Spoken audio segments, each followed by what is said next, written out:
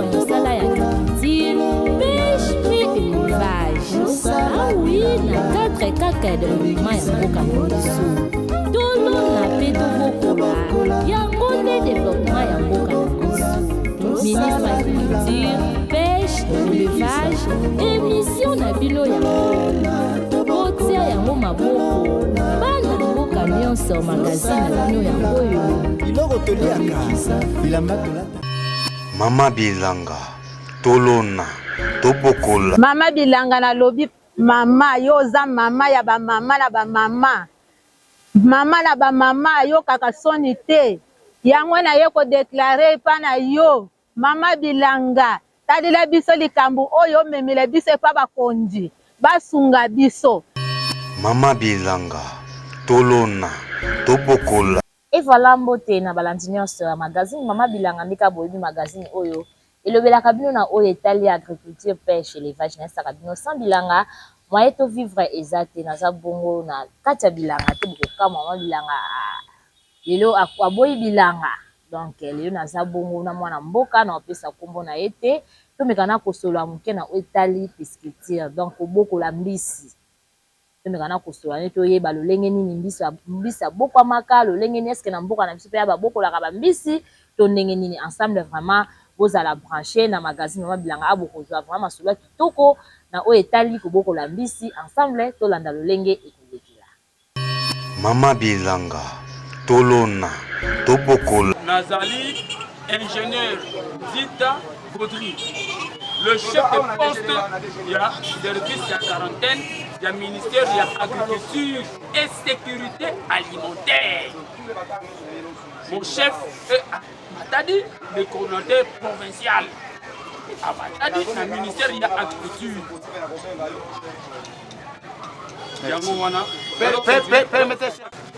Déjà, ce sont des sacs en polyéthylène. Ce sont des sacs en polyéthylène. Donc ça ne demande pas à ce que Baswayango, pas quand ça net chou ya chou. Beaucoup de sac à poly. Et où meni awana na parking. Et ça dit 2 jours, 3 jours. Na kati na sac à poly. Et c'est retrouvé dans Zikida. Na ba kustu na kati to su na peuple. Ya mo mission na biso. O ba kontina ngai batina nga awa. Ezali ona pour sécuriser la population. Ni pilipili, ni aubergine, ni chou, carotte, un tout produit agricole. Et ballon sur oyo, et segeli, baya dans la voie normale. La douane est là. Nous tous nous sommes là. Les services qui accompagnent la douane. S'il vous plaît, chers Congolais, priez de passer dans nos services respectifs, les services techniques de quarantaine, SCAV, agriculture et sécurité alimentaire, parce que tout ça, je salue son excellence, monsieur le ministre d'État, ministre de l'Agriculture et sécurité alimentaire. Je salue toutes les autorités qui m'ont donné confiance, les autorités tant provinciales que nationales, qui m'ont donné confiance pour que Moussala et qui était toujours libre. Je salue aussi la chaîne Festivi qui a sacrifié ces moments glorieux pour la Koyeba, pour Kita, na information à proximité pour que les choses puissent aller de là. Ce qui est ordre des athées, des ordres nous en pour la population qui a confiance, nous sommes là. Bakeye a déjà cassé. Direction générale de recettes du Congo central. Ok? Bazum Bongo, Bango Moko, requérant accueilli à foutu na banque, Sophie Bank. Après, il faut présenter SCAV document, il y a preuve à paiement. SCAV a certifié marchandise après inspection. Après inspection. Allez, Mama Bilanga tolona tobokola. Mbote mwana mboka. Mbote Mama Bilanga. Bonne santé. Kimia ezali. Bon mobino. Oui, biso pe na ngolo nzambe vraiment kimia ezali. okoki ko se présenter na molai bandeko bazuli bakwa kolanda magazine Mama Bilanga bayeba yo kombo na yo po ozali na domaine ya pisciculture. Ok, merci beaucoup. Kombo na ngai ezali Monsieur Christian Bokombi Lomome. Nazali consultant en aquaculture et en même temps responsable de l'entreprise Access Line. Vraiment. Voilà, bandeko balandi soko landa présentation à papa Christian. Nga benga ka mingi Access Land. Donc vous comprendre na sûr que bomonaki ba image komela kibino ya sport yo leka ezoleka ka awa mikolo nyonso na o etali koboko la mbisi. Kasi to so na papa Christian mekana ko yebisa biso Access Land wana na mukuse. Et on est na mukuse na mulai na ngo vraiment linkoloba nini kombo entreprise na yo wana. Ok, merci beaucoup. Access Land des alliés momoko est tiré en anglais. Donc access c'est accès et land c'est la terre. Essentiellement la terre agricole. Alors biso logique na biso est pour promouvoir le domaine agricole. Vous allez voir que la Chine avec 7% de terres mondiales arrive à nourrir un plus grand nombre sur le plan mondial, alors qu'en Afrique nous regorgeons plus de 60% de terres mondiales. Alors, la logique wana et tenant compte que Yambo Cannabis a plus de 80 millions de terres arabes capables de nourrir pour de 2 milliards de la population mondiale. La situation est que toujours quand même produit pour la consommation locale. Vraiment. Donc comme conséquence, qu'est-ce qu'il faut faire? Essayer la vie soto, tous les bilans que pas payer, autre bien dans le photo importation. Donc c'est ce qui nous a inspiré. Il y a repris ça, comment on dit, combo et access land, qui veut dire accès à la terre, parce que toujours considérer la français de Balobara, le jeune chôme en ville et la terre va chômer autour de la ville. Donc ma belle est chômer dans la ville, comment dire, ma jeune va chômer dans la ville. Puis ma belle est chômer autour de la ville. Tout ça, ma place, Laura, ma plateau de Bateke, Congo central, c'est juste, ma belle est ali. Mais ma jeune peut pas chômer. Solution est ni solution est à Yarozonga, na maïta de Bilanga. Vraiment, na combo ya maman Bilanga. Et donc, il est bien dans 4 émissions. Voilà un peu, combo et access land. Définition. Vraiment, merci beaucoup. Kasi Nathalie Malam na définition na yo, bozongi na mabele. Mais bilanga eza vaste. Toyebi na bilanga agriculture ezali, mabele kaka wana lobby, biboele pe boka mara na mabele parce que nyonso esangisi kaka, mais spécialité na bino vraiment eza nini na entreprise na bino. Exactement. On a 4 access land, donc toujours accompagné par un projet agricole et beaucoup plus aussi dans un projet piscicole. Pour y avoir déjà maman na sujet à l'élo tu es de la pisciculture, le lengenini beaucoup qui beaucoup la bis parce que bis l'élo toujours importé en haut un peu de partout. Les autres en Chine, les autres en Namibie, les autres en Zambie, alors que tout ça n'a pas capacité, surtout, il y a produire un bis. Donc, il y a un sujet que Batoupe Bakoki, pour beaucoup de bis, à partir de la à partir de la ferme, et voilà. Vraiment, bandeko balana esime vraiment bozala branché. Ce pour omoni moninga zate belela déjà place à Zali. Abeta déjà na internet Best TV Bilanga alanda émission bozarma attentivement émission bolanda ngo malamu parce que masola kitoko kobeta ma awa. Kasi ucho balikamo eza très important. Na fato kota na mozindo pona tuna na motuna. Bosali mbula boni entreprise na bino bande bandi ko exister. OK, Access Land c'est allé créé depuis 2019. Donc, surtout l'Andélie, c'est à peu entre 7 ans déjà d'existence. Et il y a un autre témoigné, donc 7 ans jour pour jour, nous sommes toujours là. Et voilà, ça témoigne de notre expertise. Par rapport à 7 ans, à Boussali, évolution en est-ce que vraiment, aux hommes qui ont malamu conscience, mais beaucoup la mise comme il faut. Crise des eaux continuer car kana o etalimbisi na mboka na biso. Voilà, merci beaucoup pour la question. Donc au départ, tant que tu crées Access pour expliquer kaka combo beaucoup plus ça qui valorisation des terres. Alors tant que tu as créé entreprise, c'est pour répondre aux besoins, pour apporter ma solution dans un problème où ils ont coexisté. Alors, au fur et à mesure, tu as remarqué, mais pourquoi est-ce que tu occupes pour beaucoup l'ambicité? Alors, au lieu de c'est Chine, bon, il y a une année, bon, je sais pas moi, il y a 2 ans, 3 ans, où il fallait que le gouvernement a Kendegoluka, bis na pays morobo pour venir nourrir. Alors que tous en a bibalé, tous en a lac, tous en a rivière. Donc, ce qui fait que depuis un certain moment, nous devons s'inscrire comme leader dans le domaine de la pisciculture congolaise. Dans le domaine de la pisciculture congolaise, si je peux le dire.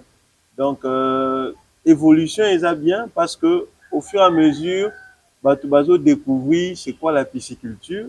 Au fur et à mesure, Bissopé entreprise a innové.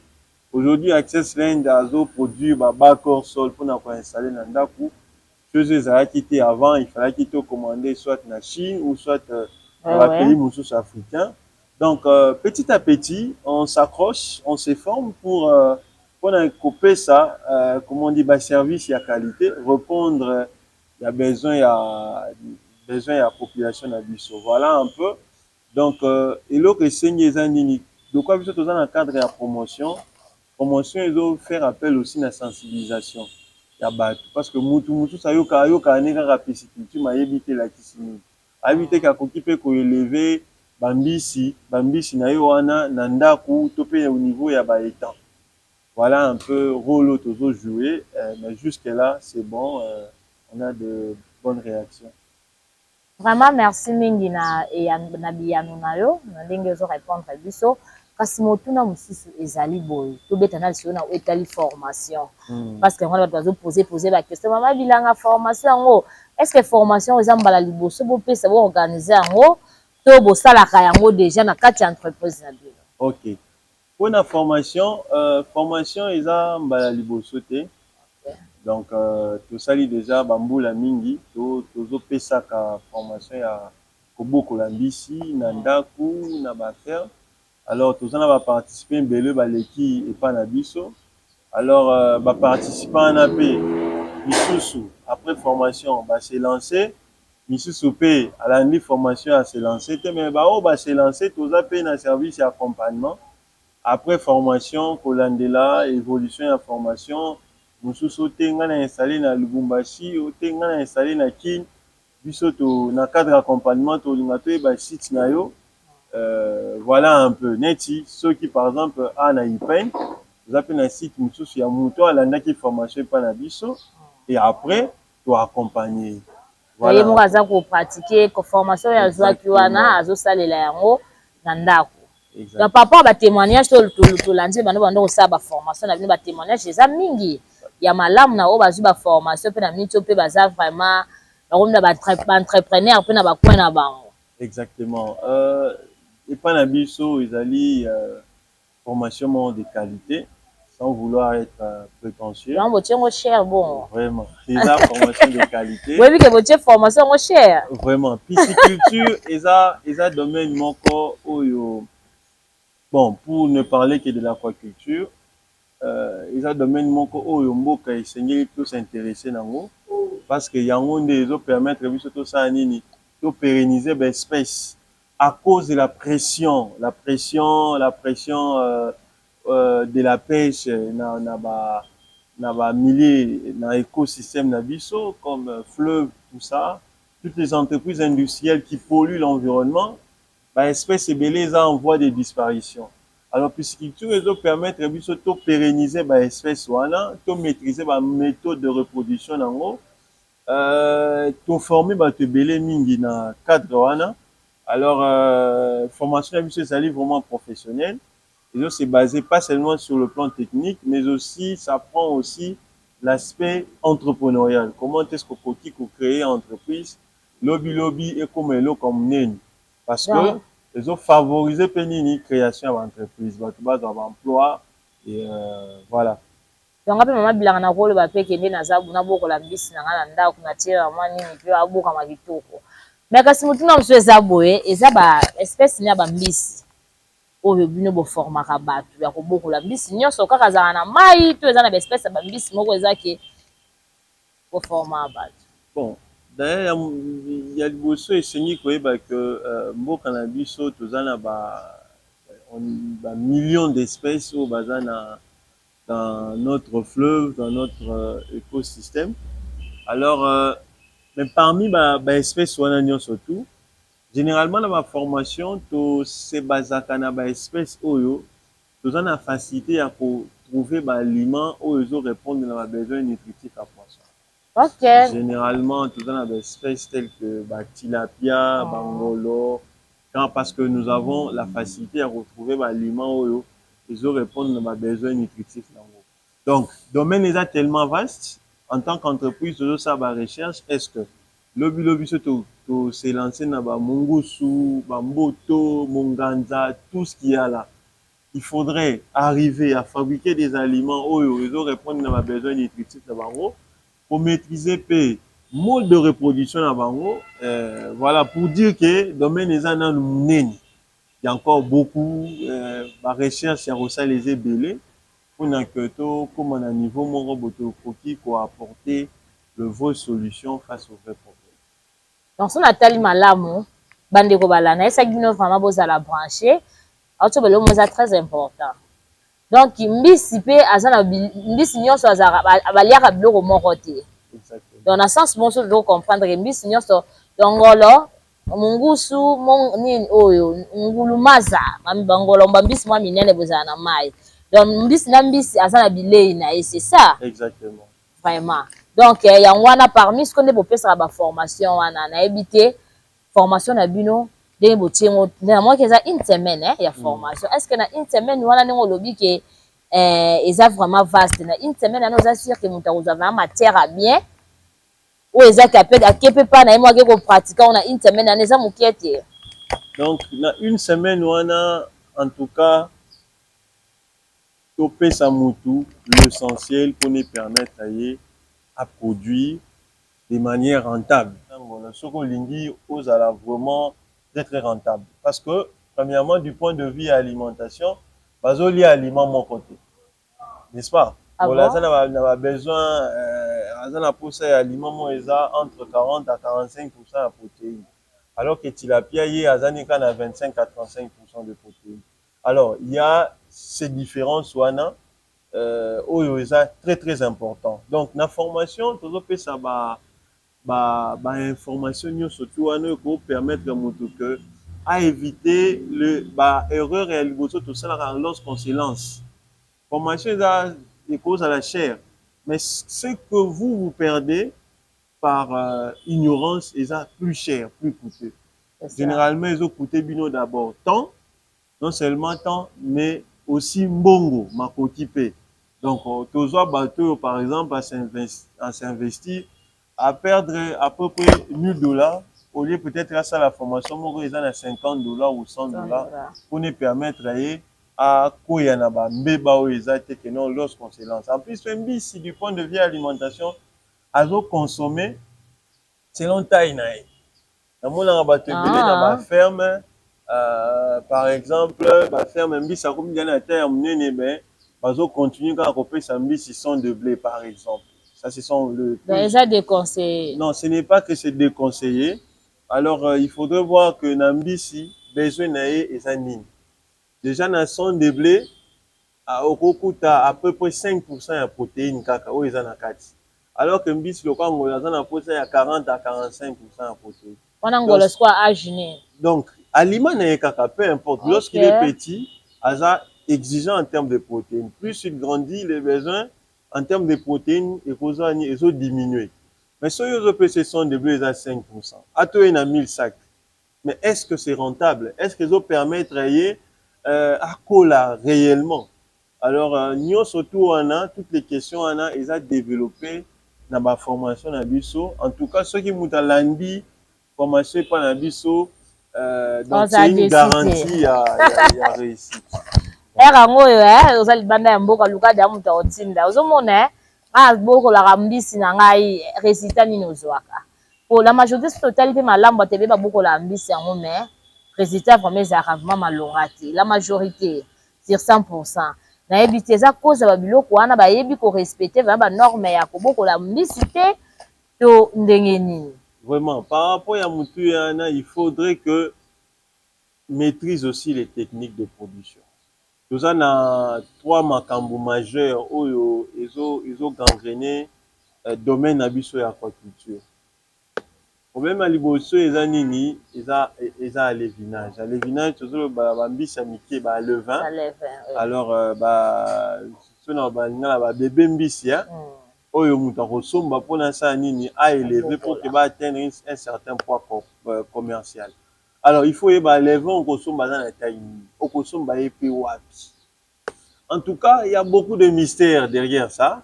Deuxième problème, ils appellent alimentation. Mais aliment nini yango yo repé sa mbisi. Na tout ko lo ba ke mbisi assez à ko yo se sont développés pourquoi? Parce que mbisi azolia selon taille na ye. Déjà les aliments moi ils en poussé. Donc plus il grandit, il faut tenir compte de la granulométrie. 1,5 mm, 2 mm, jusqu'à 3-4 mm. Ça dépend de la taille na ye. Aliment repé ça ils en a taille nini. Et en plus aliment nini yango okosomba aliment wapi aliment nini yango eza na tous les besoins nutritifs oyo mbisi esengeli na mbisi ya consommer mpona kola. Mais problème mosusu mpe eza baaliment complet yango. Mais okosomba aliment complet eza cher. Est-ce que du début jusqu'à la fin okosalela même aliment? C'est ça. Alors est-ce que aliment ne ko permettre de réaliser rentabilité? Donc tout ça va conseiller au topé sa en tant qu'expert. Et le dernier problème dans le béza, c'est le problème sur la technicité. Est-ce que Mouto a une ferme? Est-ce qu'ils ont maîtrisé les techniques? Na nini on relié sa mbisi parce que mbisi relié c'est na on sont tout. Ah bon, donc mbisi azana il faut retenir compte il y a heure na ye. Alors mbisi relié ça est en fonction de la température. Mais père, bon si vous sobi na relié sa mbisi, est-ce na mai kuna tamba boka mabamo na mai zana air so monika bilé ya lié. Vraiment. Bongo te. Donc c'est-à-dire tanga boka maana on a doit dépendre exactement na banini na ba aliments naturels. Mais biso toza dans une logique comment gagner en termes de temps pour pouvoir réussir son élevage. Alors, il y a tout ça que l'obéla on peut la formation. On a bateau batana ba ferme et que ba lini ba renforcer capacité il y a ba personnel na bango to former rapper bango on a deux gens on continue à biso 5 personnes il y a ferme 3 5 10 to former bango pour nous permettre bango ba atteindre ba résultat ya malamu. Makasi mutuna na mususu eza bona ni na yeba. Tomonaki na sports bolobe mingi hors sol.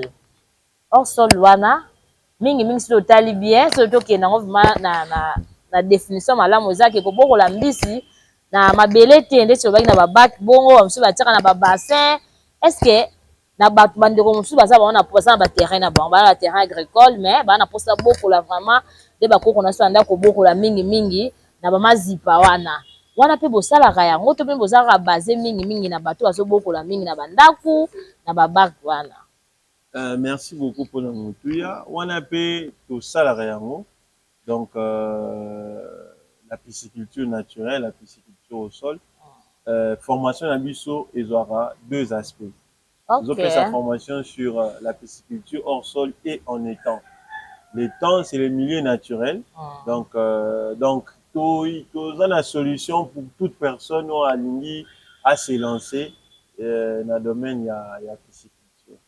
Et ça bandeko mosusu pe babi mama bilanga nga azanga na mutu na otinda na formation te. Mais na sana posa kaka access land ye moko aya papa Christian aya ameka ko diriger nga nanu par rapport ya ko bokola mbisi na ba eta na ferme na nga. Est-ce que bosalaka yango pe bozana équipe to ndenge ni? En tout cas toza une équipe pour accompagner le projet na bango, tout ça l'étude, tout ça lié tout ce qu'il faut de manière professionnelle et là on a essayé pour réussir l'activité na et pas la bus non tu es bus au boyer et puis les bien comme yébé non donc tout ça la logique moi il y a pisciculture et professionnel bien orienté alors tout ça la équipe pour permettre que ba projet na bino accompagner ngo na ndenge moko ya malamu.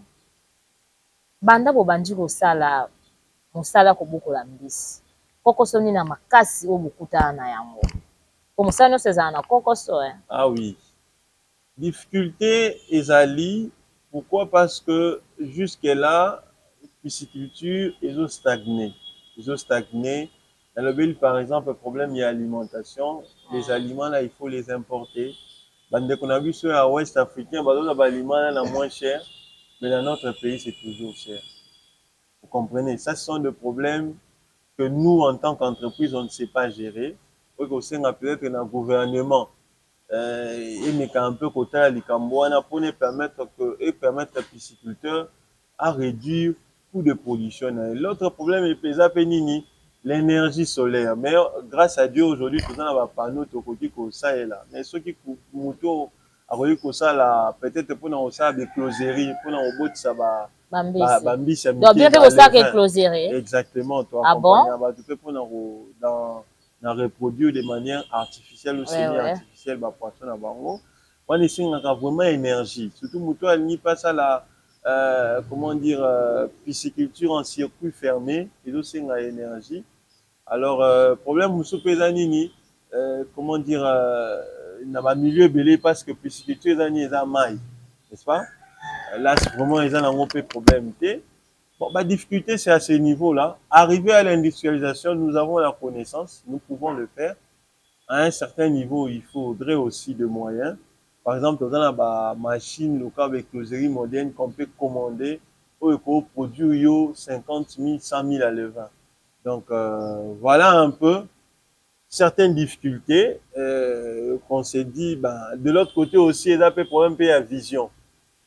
N'est-ce pas? Du saut aux entreprises, toujours s'inscrire dans la vision, moi, alors, nous essayons de transmettre cette vision. Personnel, PO, travailler pas, bateau, bateau, va former. Généralement, vision na bango, ils allaient me pousser. Et na sens où on a nettoyé dans la bateau, pour na ba réaliser le projet na bango. Là où il y a des problèmes, les solutions sont existantes. Vraiment. Kasi motuna mususu eza boye. Est-ce que comme la bino pe déjà mutaye abokoli mbisi na ye, gomi na tamu to mona apé. Pas bambisi bakufi bango nyonso. Est-ce que ka wana déjà ekomela bino? Oui, ka ya bambisi bakufi oui, ceux qui par exemple te former mutunayo et que abandi kosala, il n'a pas su faire son travail au moins on t'a perdre un grand nombre de poissons. Parce que aucun poisson ne tombe malade si son environnement est contrôlé. Donc, activité ambisi, les activités mongo, je dirais sans stress. Ambisi, épidémie, les rares, comme chez le porc. Donc, au talika, paramètres, tout ça, vous n'aurez pas de problème. Ok, mbisi vraiment ça a un problème d'épidémie qui a dans exactement. Bakane ya kasoki ozo contrôler environnement na côté, ozo gérer ba paramètres non. Mais avec nous, ce sont des cas presque inexistants parce que on tient compte de tout ça. Toko bina so kende na suka mais kasi motuna mususu ezali boye. Ebele ba yebisa nga mama bilanga, mama nasa bilanga na nga na bokola mbisi na otekela ngo wapi. Na motuna wana yaka mingi par rapport bino oza déjà na expérience ya musala wana ya mbisi. Eza mutu super asali nini asali pisciculture na bien abokoli mbisi comme na ya oteka boye ba client bazate. Est-ce que na ngam na bino pe ozala na ba preneur ya bien ba kokozwa mbisi na ye? Une entreprise a vu ça Access, tous un service fait à commercialisation de produits. Donc, ceux qui m'ont à produire et que, comment dire, à ça n'a pas clienté, tout le côté. Mais là, ma formation à Bisso, tout beaucoup plus aussi les volets marketing. Parce que notre formation à Bisso, marketing, il y a l'élo, ce n'est pas vendre ce qu'on a produit, mais produire ce qu'on peut vendre. C'est-à-dire qu'il faut déjà une idée sur les marchés.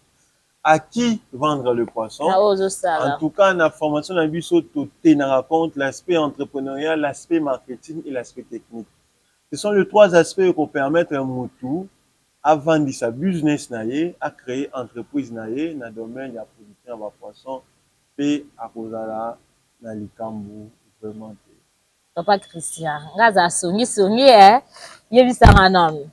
Makambo nyonso ozobimisa ozwa formation nango wapi? Ah oui, ça c'est une question pertinente. Alors, la formation de formation au Bénin avec les Togolais, dans le cadre de renforcement des capacités, la formation nous tout là qui ont fait voilà un peu où est sali base la biso. Donc biso le corps aux entreprises, chaque jour on se forme, chaque jour on fait des recherches, chaque jour on s'expérimente pour arriver à un niveau à ne pas vendre nos services mais à vendre de la perfection. Donc voilà un peu comment ça se résume. Kasi mpona kosukisa message na yo ya suka eza nini na bandeko bazwi libakwa kolanda biso par rapport ya formation bozali nango awa kala te le nef le nef eza kala mingi te message na makasi eza nini epai ya balandi. Oui, message na ngai ya makasi eza koinvite bato baadhérer massivement na programme na biso ya formation. Formation ya le 9 juin eza formation moins chère au nom topesa te. Généralement ma formation eza ba $110. Mais le roi tosolaki na Best TV avec Maman Bilanga tolobi te tout to accordé 50% ya réduction pour que bato baya koyekola lolenge nini ya kobokola mbisi. Ozala sur place te premier investissement na yo esengeli osala eza koyeba domaine nini yango oza kose lancer ba difficulté nango eza nini, quels sont les défis à relever pour ne permettre à yo osala la formation na biso. Alors tozala ba bac hors sol mpona bato baza na pisciculture, ba papa ba maman baza na bandako, des fois ils n'ont pas d'activité ou installer mon bac na mbisi na ndako na ba bac wana pesa ndimbola malamu eza kwa ba bassin mais basala ngo faut pesa ndimbola malamu faut belé ba yebiti ça peut-être ba image si possible. Ba bac na biso eza démontable partout pour ko déplacer même on a ferme ozongi ça on anda partout. En tout cas, to bengi bino massivement parce que enseigner na biso to tonga ekolo na kopesa importance beaucoup plus na eux Italie bilanga pe beaucoup l'ambisi. Merci beaucoup. Par rapport à l'adresse na bino na ebité bandeko mosusu Maman Bilanga adresse na bango eza wapi kopesa adresse bato bakozwa bino wapi o aza na bosenga na bino. OK, bureau na biso eza sur 44 avenue de la Démocratie Kinshasa Gombe, juste avant d'arriver à l'INRB, concession CRGM au centre du bâtiment CD Sucre. Numéro d'ambition, je ne sais pas ceux qui vont bien à Maman Bilanga si possible et elle pourra vous passer nos coordonnées. Pas de souci. Merci beaucoup, Papa Christian. Nandenge au répondre à l'invitation à Bissam Mokolo ya lelo. Donc merci beaucoup vraiment. OK, merci. Voilà, tokomi na biso na suka ya magazine na mokolo aleni bosili kolanda bino moko ba détail na esaka bino yanga ezaka montage te nazaka vraiment sur terrain na sai ko yambela bino mokolo ya Access Land oyo ezaki aza lokola cerveau monteur ya entreprise wana bosuko za vraiment ba détail nga na osala kaka belle et pas ya bandeko nyonso oza diaspora oza congolais oza partout ozali oza na posa ya formation. Pour hésiter te contacter biso ça m'a très important nga kuna minute oyo donc kala te bomona Maman Bilanga bomona dala lakisa bino na olona ba bassin na ndako na olona matembe na nga ba biloko na nga ba bassin ka pete na lakisa bino mwa mbisi na nga pembe na za déjà complet. Donc merci mingi na équipe technique oyo balinga kotika Maman Bilanga te osala ki Maman Bilanga kende toujours likolo na sima caméra tozaki mona Montréal Eli Malonda Slof les images qui parlent pas là qui wana micro d'or Bénédicte no sapé pene kaka yekuta zanga raté. Merci mingi na esaka bino na paradis to saka misala mibale agriculture na élevage yo sa musala biso déjà awa to sala ya biso si le organisa kaka moko tolona to bokola. Au revoir. Maman Bilanga tolona to bokola.